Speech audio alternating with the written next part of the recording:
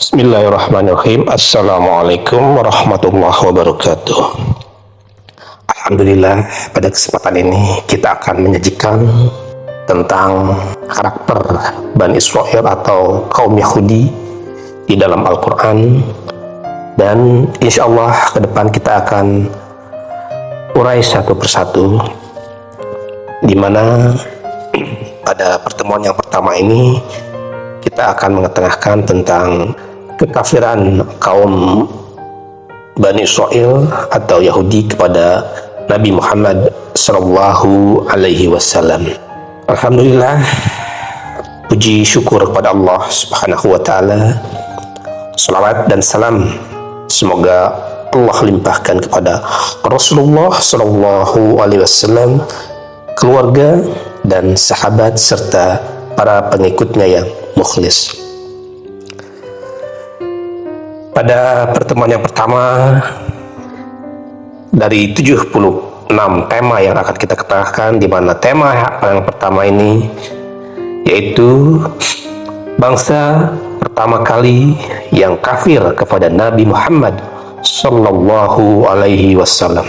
Dalam Al-Quran surat Al-Baqarah ayat 41, Allah menerangkan bahwa bangsa Yahudi atau Bani Israel adalah bangsa yang pertama kali kafir kepada Nabi Sallallahu Alaihi Wasallam. Dan berimanlah kamu kepada apa yang aku turunkan, yang membenarkan apa yang ada padamu. Dan janganlah kamu menjadi orang yang pertama kali kafir kepadanya, dan janganlah kamu menjual ayat-ayatku dengan harga murah. Dan hanya kepada Allah lah hendaknya kamu bertakwa. Dalam ayat ini Allah berbicara kepada bangsa Yahudi sebagai bangsa yang telah sering kedatangan Nabi.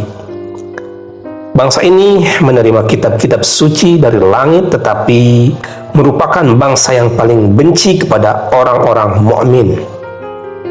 Bangsa Yahudi diajak untuk menjadi orang pertama untuk beriman kepada Nabi Muhammad Sallallahu Alaihi Wasallam, supaya bangsa-bangsa yang lain bersedia untuk mengikuti jejaknya. Kepada bangsa Yahudi Allah berfirman supaya mereka beriman kepada Allah sebagai pelaksanaan memenuhi janji Allah kepada Allah. Hal ini menunjukkan bahwa memenuhi janji kepada Allah dengan mengikuti perintah, dengan beriman kepada Al-Quran dan Nabi Muhammad Sallallahu Alaihi Wasallam adalah suatu tindakan lebih penting dari yang lainnya. Sebab langkah semacam ini merupakan dasar yang pokok dan tujuan utama Al-Quran diturunkan untuk membenarkan keterangan yang termaktub dalam Taurat dan kitab-kitab para nabi sebelumnya.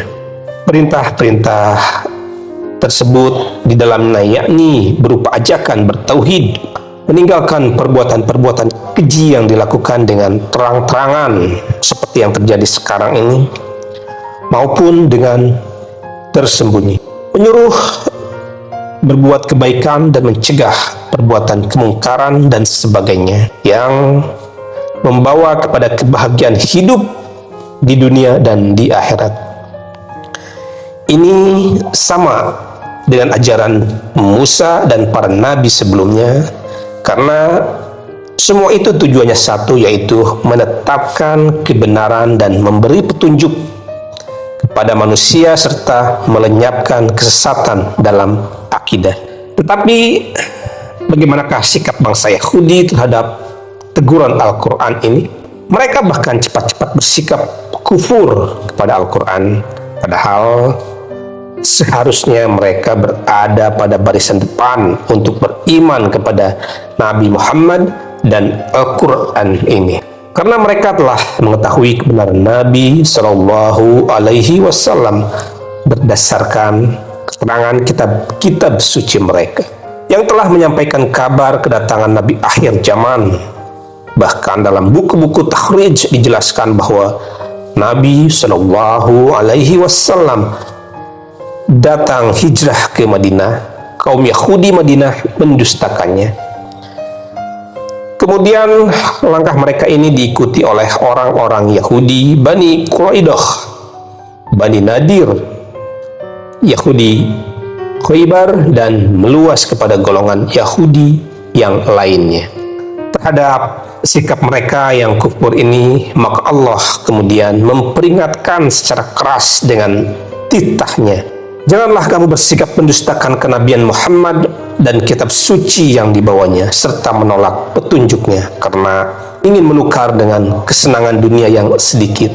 Para pendeta dan pemimpin Yahudi karena ini memperoleh pengaruh, harta, pangkat, dan kedudukan di mata rakyatnya.